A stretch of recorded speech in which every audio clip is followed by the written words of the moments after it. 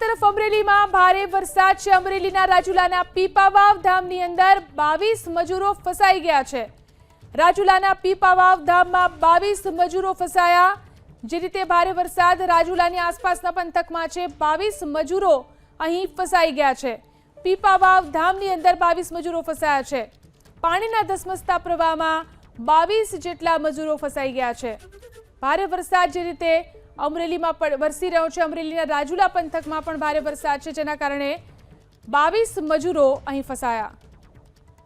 આ વિશે વધુ જાણકારી મેળવી અમારા સંવાદદાતા હરેશ ફોન લાઈનથી જોડાયા છે।